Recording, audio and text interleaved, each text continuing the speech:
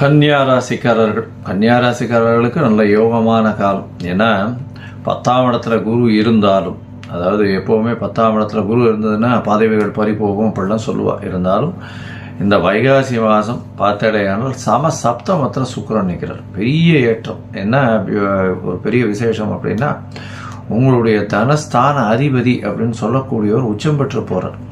அது தவிர பார்த்தீங்கன்னா தனஸ்தானத்தை தனக்காரகன் ஆன குரு பார்க்குறார். அதனால் பண வரவருக்கு பஞ்சம் இருக்காது. போட்டிகள் எல்லாவற்றிலும் வெற்றி கிடைக்கும். 6ஆம் இடத்துல சனியும் ராகுவும் இருக்கிறது பெரிய விசேஷத்தை கொடுக்கக்கூடிய காலகட்டம். புதிய வேலை கிடைக்கும். வேலையில் மாற்றம் கிடைக்கும். வேலையில் ஏற்றம் கிடைக்கும். ஏற்றத்தின் மூலியமாக பொருளாதாரம் உயரக்கூடிய வாய்ப்புகள் நிச்சயமாக உண்டு. உங்கள் ராசியில் பார்த்தீங்கன்னா இவ்வளவு நாளாக ரொம்ப கஷ்டத்தில் இருந்த வாடுகள்லாம் பெரிய மாற்றங்கள் வரக்கூடிய வாய்ப்புகள் நிச்சயமாக உண்டு. பொதுவாகவே இந்த மாத கிரகம்னு சொல்லக்கூடியது சூரியன், செவ்வாய், புதன் மற்றும் இந்த சுக்கிரன், இந்த 4 கிரகத்தை வச்சு சொல்லுவோம். இந்த 4 கிரகத்தில் பார்த்தீங்கன்னா சூரியன் உங்களுடைய ராசிக்கு 9ஆம் இடத்துல போய் இருக்கார். 9ஆம் இடத்துல சூரியன் இருக்கிறது தந்தைக்கு உடல் நலத்தில் சற்று பின்னடைவை கொடுக்கக்கூடிய காலகட்டமாக அமையும். இருந்தாலும் தந்தையின் மூலியமாக வரக்கூடிய சொத்துக்கள் வரும். வெளிநாடு போய் படிக்கக்கூடிய வாய்ப்புகள் வரும். ஏன்னா 9ஆம் இடத்துல பார்த்தீங்கன்னா சூரியன் இருக்கிறது நல்ல ஒரு விசேஷம். இந்த மாதத்தில் பார்த்தீங்கன்னா உங்களுடைய ராசிக்கு, அதாவது 12ஆம் இடத்துல கேத்து இருக்கிறதுனால க்ஷேத்ராடனம் புண்ணிய ஸ்தலங்கள்லாம் போயிட்டு வரக்கூடிய வாய்ப்புகள் உங்களுக்கு வரும். அது தவிர உங்களுடைய ராசிக்கு பார்த்தீங்கன்னா 8ஆம் இடத்துல புதன் இந்த மாதம் ஆரம்பித்த ஒரே நாளில் ஒரு 9ஆம் இடத்துக்கு போய்ட்றோம். 9ஆம் இடத்துல சூரியனும் புதனும் சேர்ந்து இருக்கிறது நல்ல ஒரு ஏற்றம். ராசிநாதன் சூரியனோட சேர்ந்து இருக்கிறது நல்ல ஒரு ஏற்றம். அதனால் கவலைப்பட தேவையில்லை.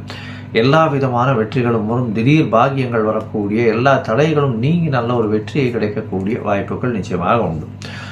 உங்களுடைய ராசிக்கு செவ்வாய், அதாவது உங்களுடைய ராசிக்கு 3-8 அதிபதி 11ஆம் இடத்துல நீச்சப்பட்டு போயிருக்கார். அவர் 12ஆம் இடத்துக்கு வர்றார். இந்த காலகட்டத்தில் கேத்துவோட சம்பந்தம், தூக்கமின்மை வரும். சில வெளிநாடு டிராவல் இருக்கிறது கொஞ்சம் தடைபடக்கூடிய வாய்ப்புகள் நிச்சயமாக உண்டு. இந்த காலகட்டத்தில் பார்த்தீங்கன்னா வெளிநாடு பயணம் போகிறதுக்குன்னு பார்த்துட்டு ஷார்ட் ட்ரிப் போயிட்டு வரக்கூடிய வாய்ப்புகள் உண்டு. மொத்தத்தில் இந்த மாதம் வைகாசி மாதத்தில் உடல் நலத்தில் ஏற்றம் இருக்கும். கவலைப்பட தேவையில்லை. சுக்கிரனுடைய பார்வை இருக்குது கன்னியாராசிக்கு.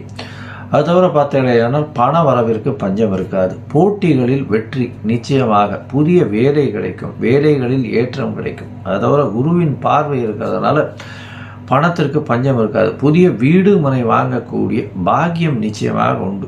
எடுத்த காரியங்களில் வெற்றி. அது தவிர பார்த்தீங்கன்னா புதுசாக வேலை மாற்றத்தின் மூலியமாக நல்ல ஒரு ஏற்றம் கிடைக்கக்கூடிய காலகட்டமாக அமையிறது. இந்த மாதத்தில் உங்களுக்கு சந்திராஷ்டம நாட்கள் அப்படின்னு சொல்லக்கூடியது, அதாவது சந்திரன் உங்களுடைய ராசிக்கு 8ஆம் இடத்துல மறையக்கூடிய நாட்கள்னு சொல்கிறது பார்த்தீங்கன்னா